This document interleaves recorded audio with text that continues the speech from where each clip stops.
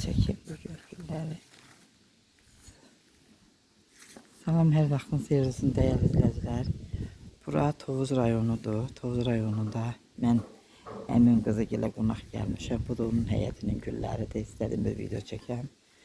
Allah hər kəsə gözəl günlər qismət eləsin, gözəlliklər. Bu belə həyətdə olan güllərdir. Bunları da çəkdim.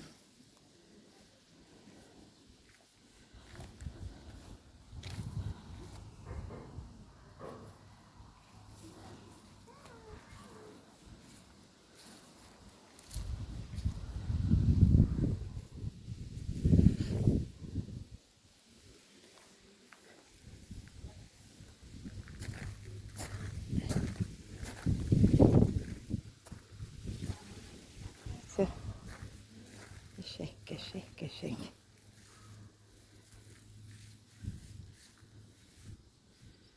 Aha. Ya şurada ağacı bak ağaca.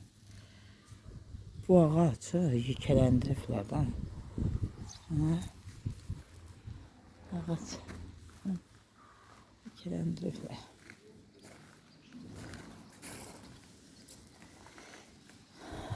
Bundan burada da var bu ağaçdan, güldən.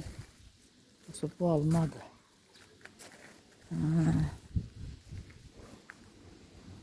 Sağ olun. Yeniden görüşmək ümidiyle sağlıkla qalın. Belə güzelliklərlə Allah hər kəsə gözəl günlər qismət eləsin. Yeniden görüşmək ümidiyle sağ olun, sağlıkla qalın.